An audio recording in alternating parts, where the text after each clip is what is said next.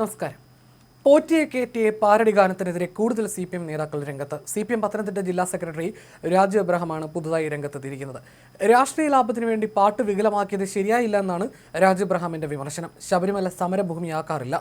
ഏതെങ്കിലും സംഘടനകൾ പരാതി നൽകിയിട്ടുണ്ടെങ്കിൽ ഗൗരവത്തിൽ അന്വേഷിക്കണമെന്നും അദ്ദേഹം പറഞ്ഞു. അതേസമയം ഗാനത്തിനെതിരെ തിരുവാഭരണ പാത സംരക്ഷണ സമിതി ജനറൽ സെക്രട്ടറി പ്രസാദ് കുഴിക്കാല DGPക്ക് പരാതി നൽകിയിരിക്കുകയാണ്. മനോഹരമായ ഭക്തിഗാനത്തെ വികലമായി ഉപയോഗിച്ചുവെന്നും രാഷ്ട്രീയ ലാഭത്തിനു വേണ്ടിയാണ് പാട്ടിനെ വികലമാക്കിയതെന്നും കാണിച്ചാണ് പരാതി. കൂടാതെ രാഷ്ട്രീയ ലാഭത്തിനു വേണ്ടിയുള്ള പാട്ടിനൊപ്പം അയ്യപ്പനെ ചേർത്തത് വേദനിപ്പിച്ചു, ഭക്തരെ അപമാനിച്ചു, പാട്ട് പിൻവലിക്കണം എന്നും പരാതിയിൽ ആവശ്യപ്പെട്ടിട്ടുണ്ട്. തിരഞ്ഞെടുപ്പിന് പിന്നാലെ പാട്ട് വലിയ രീതിയിൽ വൈറലാവുകയും വലിയ സ്വീകാര്യത ലഭിക്കുകയും ചെയ്തിരുന്നു. നേരത്തെ പാട്ടിനെതിരെ A. റഹീം MPയും രംഗത്ത് വന്നിരുന്നു. സംരക്ഷണ പാത പരാതി കൊടുത്തു DGPക്ക്.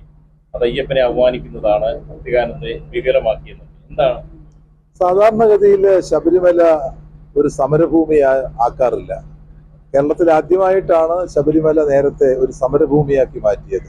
ഇപ്പൊ ശബരിമല തെരഞ്ഞെടുപ്പിന് ശരണമന്ത്രമാണ്, അയ്യപ്പനെ പറ്റിയുള്ളൊരു ശരണമന്ത്രമാണ് സ്വാമി അയ്യപ്പോ എന്നുള്ള ഒരു ഭക്തിഗാനം. ആ ശരണമന്ത്രത്തെ ദുരുപയോഗപ്പെടുത്തുന്ന ഒരു കാഴ്ച നമ്മളിപ്പം വളരെ വ്യസനപൂർവ്വം കണ്ടുകൊണ്ടിരിക്കുകയാണ്. അപ്പൊ അത്തരത്തിൽ തിരുവാഭരണ സംരക്ഷണ സമിതിയോ തിരുവാഭരണ അല്ലെങ്കിൽ മറ്റ് ഏതെങ്കിലും സംഘടനകളോ പരാതി കൊടുത്തിട്ടുണ്ടെങ്കിൽ തീർച്ചയായിട്ടും വളരെ ഗൗരവത്തിൽ അന്വേഷിക്കേണ്ട കാര്യമാണ്. ഏത് മതത്തിന്റെ പ്രധാനപ്പെട്ട ഭക്തിഗാനങ്ങളെ സംബന്ധിച്ചും പാരഡികൾ പാടില്ല.